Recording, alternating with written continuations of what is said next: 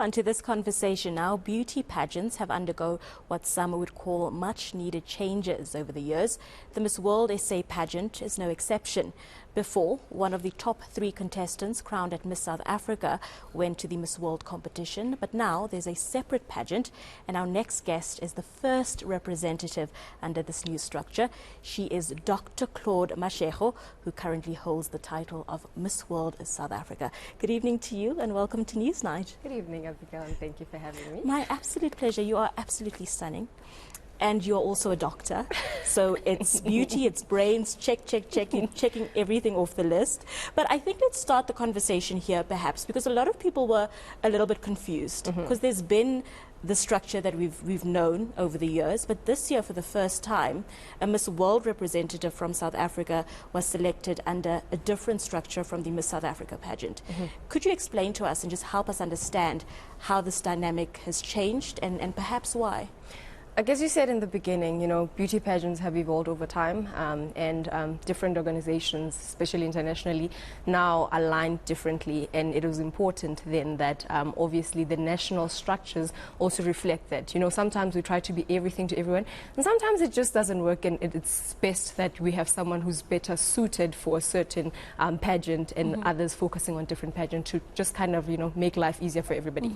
So you will be representing us at the Global Miss World pageant. Are you excited? Super excited. Talk to us about the preparation that goes into something like this, because I'm sorry to keep bringing Miss South Africa into it, but they've done it for so many years that they sort of know what to expect. But now you are new, you're different, and you're coming in with a different set of resources and completely different you know, resources and how you're going to be moving forward in that regard. When it comes to preparation, how do you even start to prepare to represent an entire country as diverse as South Africa on an international stage? The beautiful thing is being the first. Yes. Because then you get to do whatever you want to do, and you get away with a lot of things.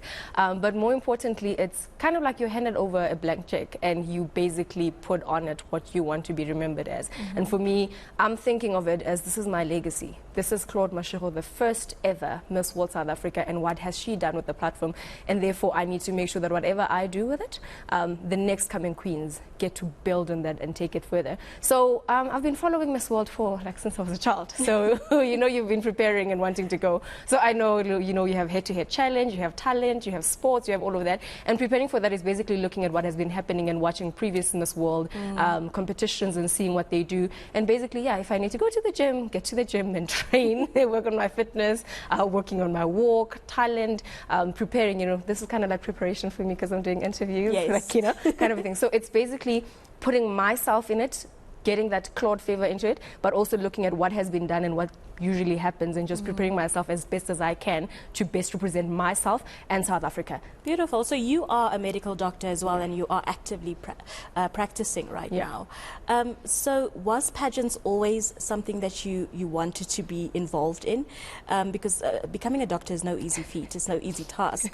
I don't even know how you would balance everything that you're doing right now. But when studying towards your medical degree, was it always a vision and aspiration for you to one day represent South Africa? Definitely. I'm one of those kids who have always been overly ambitious. I've always believed that I could be anything and everything if I want to be. I can be a medical doctor, I can be Miss World, I can be anything I want to be. So it's always been, my life has always been structured around what do I do to best build my profile so that, you know, I mean, yes, it's not how educated you are and how whatever, but it helps because when people listen to you speak and they look at what you have achieved in life, it kind of adds weight to you as a person and to what you are saying, you know. So everything that I have done, I think, worked towards this moment, because not only do I stand as a medical doctor, but everything that I've prepared, how I've positioned myself, how I've branded Claude Mashego to get to where I am right now has been in preparation to be at Miss World. 100%. I believe in that. I believe when preparation meets opportunity, it's just a beautiful masterpiece that comes together at that point. So I want to talk about then because I know Miss World is very focused on beauty with a purpose. Yes. And this campaign that you are pushing throughout the year. Talk to us about your Beauty with a Purpose project and what it is that you are campaigning for. So for me, it's not just beauty with a purpose to do throughout my year of reign, but it's more like a lifelong purpose. for me. And I believe strongly in the power of youth leadership and entrepreneurship. And I talk about this because if you remember COVID, right, and paint this scenario, all we had to rely on was our leaders to tell us to go left, to go right, whether the vaccine we're taking it or not, which one we're ordering from the different companies and very manufacturers. stressful time. Very stressful time. But if that doesn't make us realize how important leadership is, then I don't know what will. We look at the history of South Africa, we look at where we are right now, and we look at the movement was actually youth on the ground and fighting, right? Right now, yes, we're young people, but I think we're too relaxed and we're on Twitter streets a lot, well, X. We're on the streets a lot, that we are forgetting the power of young people working together and being intentional about achieving a goal. And right now, my movement, the Young Leaders Network, it's a non-profit company that I founded with a few of my friends. So we're basically working around that, you know, inspiring quality and effective leadership in young people and also entrepreneurship, because we cannot ignore the fact that we have a lot of unemployed graduates. Our youth unemployment rate is crazy. So it's basically positioning ourselves to say we are young people. Our elders have come before us. They've gotten us where we are right now, almost 30 years into democracy. But when it's time to carry that burden from them and fight, you know, run with it, are we ready to do that? Are we well equipped? Are we going to be repeating the same mistakes? Are we only going to be focusing on the mistakes we see? Or are we going to look at them, look at the good they have done, look at the mistakes and learn from those experiences? You know, get them to mentor us and teach us, show us from your experience, what do you think can be done better? What do you think you would have done now knowing what you know now?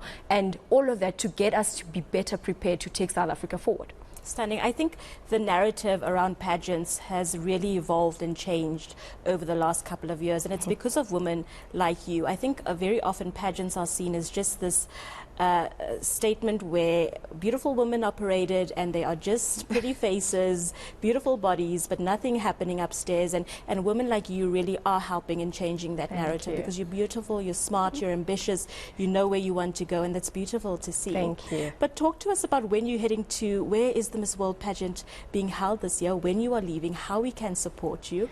So it's happening in India, New Delhi.